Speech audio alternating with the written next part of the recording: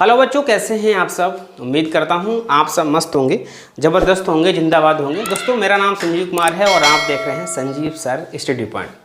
इस वीडियो में मैं आप सभी को बताने वाला हूं क्लास 10 प्रश्नावली 3.3 का दूसरे का चौथा सवाल। बच्चों, मेरे पास एक प्रश्न है और इसे विलोपन विधि द्वारा सॉल्व करना है। प्रश्न मेरे पास बच्चों क्या दिया है कि मीना 2000 रुपये निकालने के लिए बैंक गई हैं और उसने खजांची से 50 तथा 100 के नोट देने के लिए कहा।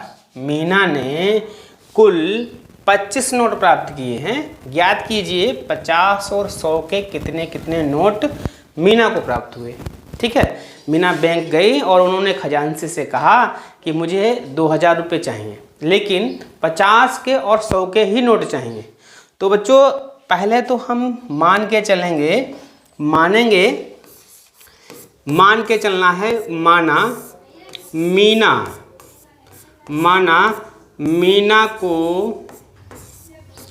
50 रुपये के नोटों की संख्या बराबर x।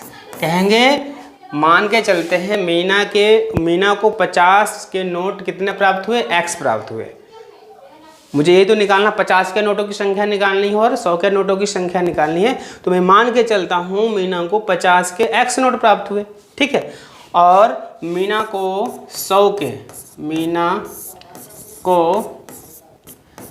100 रुपये के नोटों की संख्या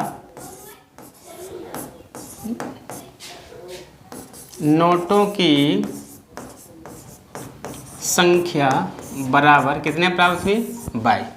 भैया 50 को मैंने x माना है और 100 के नोटों को हमने 22 माना है और कुल नोट कितने हुए हैं, 25। कहेंगे ये हमारा 50 के नोट हुए, ये मेरे 100 के नोट हुए और नोट कुल कितने प्राप्त हुए हैं, 25। तो कहेंगे भाई 50 के नोट मिला दें और 100 के नोट मिला दें। ये 50 का नोट हुआ या 100 का नोट हुआ, तो कुल नोट होने कितने चाहिए, 25। ये हमारा समीकरण नंबर बच्चों 1 हो गया। ठीक है, अब मुझे क्या करना, उसे 2000 रुपये निकालने के लिए गई थी। तो हम कहेंगे भैया 50 रुपये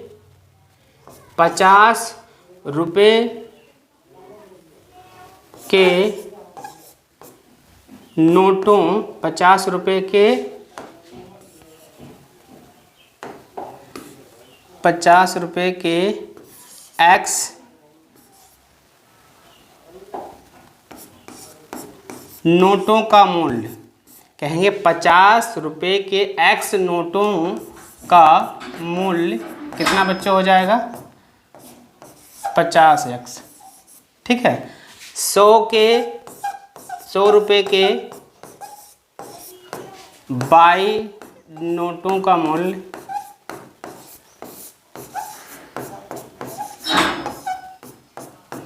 100 हो जाएगा। ठीक है बच्चों, क्योंकि x इनकी मल्टीप्लाई होगा, मूल्य अगर निकालते हैं तो 50 की x से मल्टीप्लाई कर देंगे, 50x हो जाएगा। 100 के 22 के नोटों की संख्या हमारा 100 हो जाएगा। अब कुल नोट कितने प्राप्त हुए हैं, कुल नोट प्राप्त हुए हैं 50x प्लस 100 बराबर टोटल हमारे पास 2000 रुपये थे। अब क्या करेंगे, इसमें से मुझे कॉमन निकालना है। 50 हम कॉमन निकाल देंगे तो हमारे पास x बचेगा। 50 दूना 22 बराबर में मेरे पास कितना हो जाएगा, 2000। ठीक है, x प्लस 2y बराबर 2000 और बटे में बच्चों 50 आ जाएगा। ये 50 से 0 से 0 कटेगा, 5 चक्कू 20, 40 आ जाएगा। x प्लस 2y बराबर हमारा 40 हो गया। ये हमारा समीकरण नंबर बच्चों 2 हो गया। अब समीकरण 1 और समीकरण 2 को हमें विलोपन विधि द्वारा सॉल्व कर देना है। ठीक है, अब बच्चों मेरे पास ये 2 समीकरण प्राप्त हुए हैं, इसे हम विलोपन विधि द्वारा सॉल्व कर देना है। विलोपन विधि में बच्चों क्या करना पड़ता है, किसी एक चर को विलुप्त करना पड़ता है, गायब करना पड़ता है। समीकरण 1 में देखो x और y है, समीकरण 2 में भी x और y है, दो चर हैं और किसी एक चर को गायब करना है। बच्चों जिसको आपको गायब करना है उसके गुणांक बराबर कर लिया करो, याद रखना। जैसे मुझे समीकरण 1 में और समीकरण 2 में दो चर हैं x और y, अगर हम x को गायब करना चाहते हैं तो x के गुणांक बराबर करने चाहिए। कहेंगे x का गुणांक क्या है, उसके आगे कुछ नहीं तो 1, समीकरण 2 में भी कुछ नहीं तब 1, इसका गुणांक पहले से ही बराबर है। अगर x को आपको गायब करना है तो आपको इस समीकरण में कोई भी बराबर करने की आवश्यकता है नहीं, क्योंकि इसमें x का गुणांक भी 1 है और इसका भी गुणांक 1 है। अगर बराबर ना होता तब बराबर, जैसे y को अगर गायब करना होता है, यहाँ y का गुणांक 1 है और इसमें y का गुणांक 2 है तो गायब नहीं होगा। तो पहले हम y के गुणांक को बराबर कर लेंगे, यहाँ 2 है इसको भी 2 कर देंगे, 2 करने के लिए 2 से गुणा होगी। लेकिन हमें x को गायब करना है, समीकरण 1 को यहीं लिख लेंगे, x प्लस y बराबर कितना बच्चों था, 25 था, ये समीकरण 1 था। अब भाई समीकरण हमें x को गायब कर रहे हैं तो x के गुणांक बराबर हैं और जिसके गुणांक बराबर हैं उसके चिन्ह देख लिया करो। कहेंगे भाई गुणांक x का कितना है, 1, इसमें भी 1 है, इसका चिन्ह ये भी प्लस है ये भी प्लस है। जिसको आपको गायब करना है उसका चिन्ह देख लिया करो। अगर चिन्ह एक जैसे हों तो यहाँ साइड में लिख देना है घटाने पर। क्या लिखना बच्चों, घटाने पर, ठीक है, घटाने पर है। घटाने पर क्या होता है, चिन्ह बदल देते हैं, ये x का है का प्लस का है, इसको माइनस करेंगे, ये प्लस है ये भी माइनस हो जाएगा, ये भी प्लस है ये भी माइनस हो जाएगा। अब इस x ये तो प्लस का है जबकि ये हमारा क्या हो जाएगा, माइनस का। चिन्ह डिफरेंस होंगे, एक x में एक x जाएगा, कुछ नहीं बचेगा तो हम इसको काट देंगे। ये 2y है प्लस का, ये 2y है प्लस का, ये खाली y है माइनस का, तो घट जाएगा, 2y में से 1y जाएगा, खाली 1y। और 1 नहीं लिखा जाता, ABCD के गुणे में 1 नहीं लिखा जाता, 1 माना ही जाएगा, ठीक है। अब 25 यहाँ से दहाई लिया, यहाँ हुआ 10, 10 में से 5 के 5 बचे और यहाँ कितना बचा, 3, 3 में से 2 गए 1 बचा।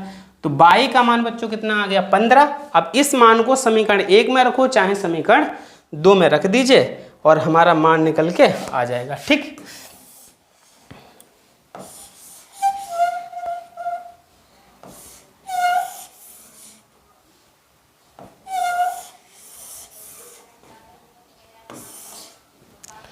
लिखेंगे y का मान समीकरण 1 में, समीकरण 1 था x प्लस y बराबर 25, तो x का मान पता नहीं, y का मान हमारा 15 बराबर में 25, x 25, 15 उधर जाएगा माइनस हो जाएगा, x बराबर 5 में से 5 0, 2 में से 1 गया 10। तो बच्चों उन्होंने जो खजांची था उसने x, हमने x का मान कितना आया, 10 आया, और x किसके नोटों की संख्या थी भाई, 50 के नोट उसके पास कितने थे भैया, 50 के नोट कितने थे, 10, और 100 के नोट कितने थे, 15, ठीक है।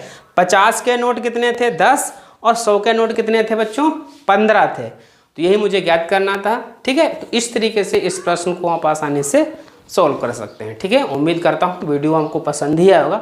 अगर वीडियो पसंद आता है तो वीडियो को लाइक करें, शेयर करें, और अगर आप मेरे चैनल पर नए हैं तो चैनल को सब्सक्राइब भी जरूर करें, ठीक है बच्चों, धन्यवाद।